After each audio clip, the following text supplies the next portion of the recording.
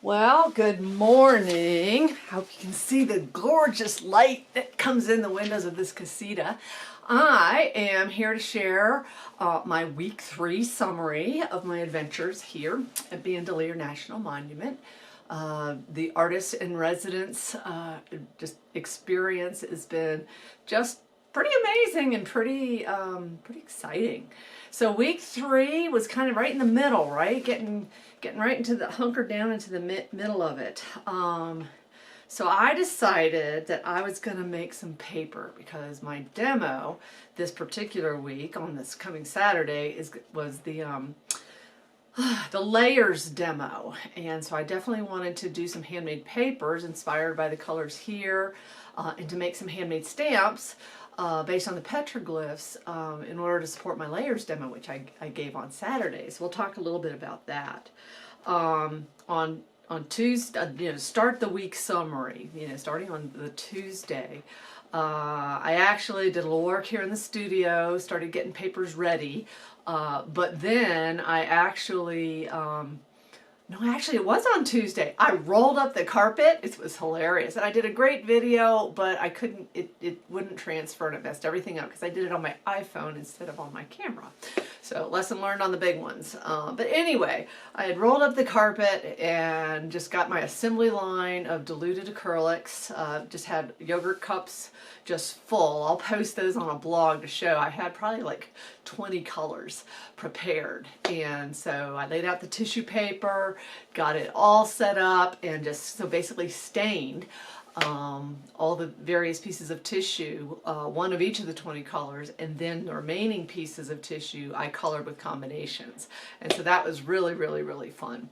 The challenge is I should have used my freezer paper, hello, but instead I'd used trash bags on top of some cardboard to be the surface that I actually did the staining on and then peel the paper off.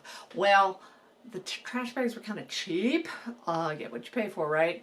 And so it was a little bit of a challenge to get some of the papers removed from that, but success, I got them all removed. So I had all my colors to work with, my paper palette, as I prepared for the demo. And so after that on Tuesday, I actually, about 3:30 or 4 o'clock, and with daylight savings time, I was getting right on the edge to give me an hour to get to Santa Fe to basically go to my friend Mary's house because we had a very early start the next day. We had tickets to the Georgia O'Keeffe house and studio there in Abiquiu.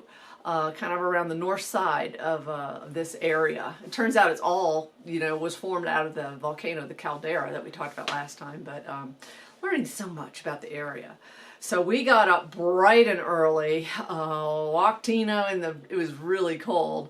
Tina's Mary's dog. She's very, very sweet. And so then we drove on down on up to the museum, so that's where the museum location, visitor center there in Abiquiu, to get on the van and to go up to the house. Well, it was spectacular. Just to be in that environment and to see how she actually appreciated it and incorporated it into her art. I've always loved Georgia O'Keeffe anyway, and it was just really special to see the spaces that she actually lived in and was inspired by.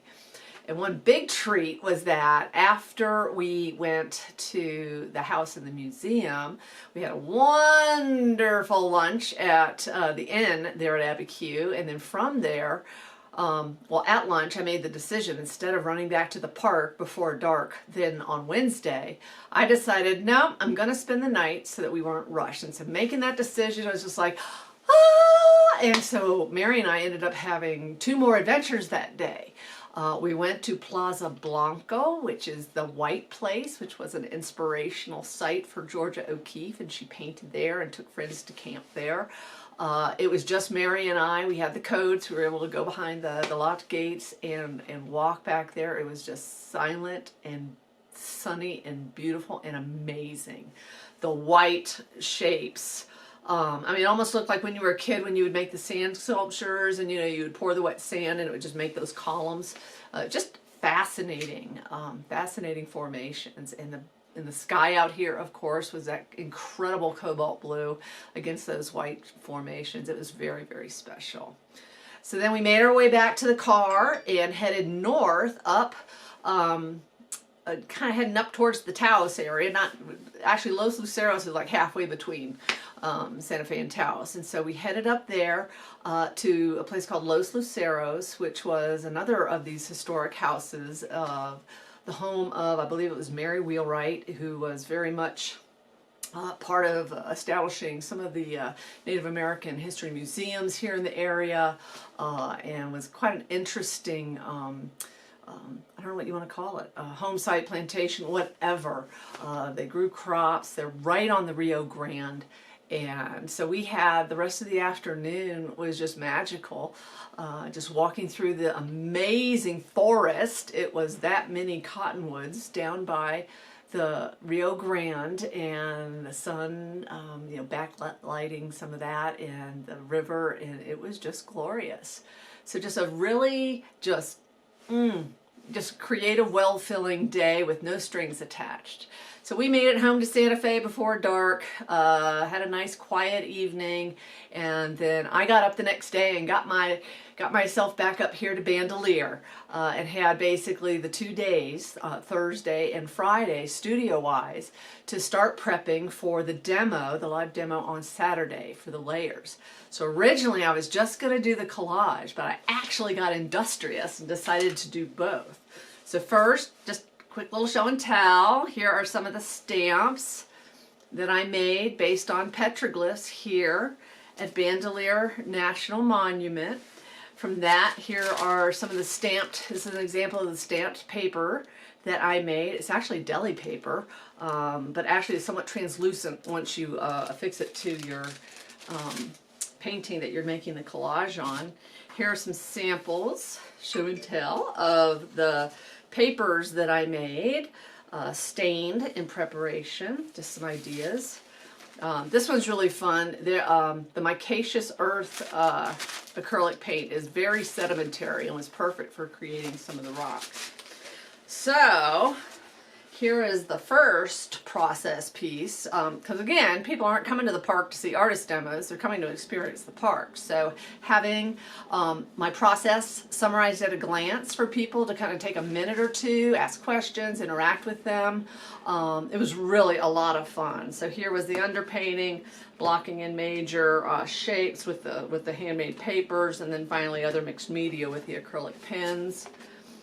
And then I said, well, why not go ahead and create my acrylic layers process piece as well? So this one was fun because I was having people come and touch this, which is just the raw paper, compared to this one, which has the initial layer of the gel, to kind of go click, oh, that's what those different layers are going to be. And then basically going through the process and letting this crazy color here sparkle through here. So that was fun. That was a fun demo on Saturday. I got a lot of good feedback, and people really seemed to enjoy it. Let me see what else I did. And then Sunday I painted out on the trail again. I've been so lucky with the weather. Went out and parked at one of the bench spots right before you get the Kiwani Pueblo ruins. And I was so excited. Les, one of the volunteers who used to be a park ranger and comes back out and volunteers here in the park, introduced himself, and he showed me 2 petroglyphs I had not found yet. And it turns out it was like a sun symbol, and it actually does line up with the ruins and is a solstice, you know, marker. So that just made my day, and had a lot of fun sharing the paintings I was making. First of one of the kind of the nooks in the canyon, and then I turned and did yet another painting of my favorite outcropping. So that was that. And then let's see. Oh, then the final thing I have for week 3 is Mondays seem to end up being my day to go to the library.